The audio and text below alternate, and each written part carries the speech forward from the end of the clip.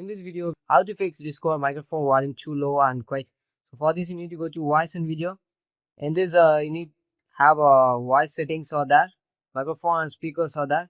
You need to check the default or using microphone and speakers setting is set. If you not know means you need to go to system settings and go to sound, and here you can see the output speaker is there and the input microphone is there.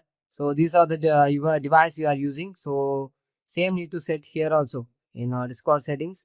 Make sure after that the speaker volume should be in a correct position, and you can test and check. You can speak and check it's variable varying or not.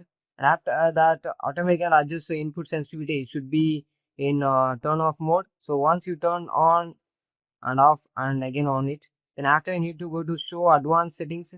In this, scroll down and check the quality of services should be in off condition. Make sure these all the things are okay. Then after you need to come to settings.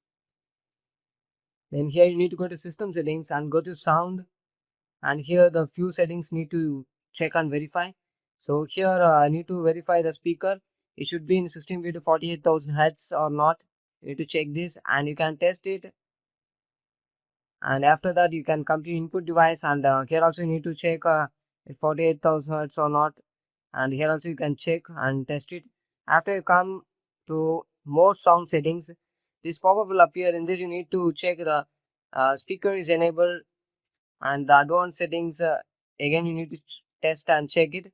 Sound will produce. If not producing means have issues. And the other device should be in disable mode.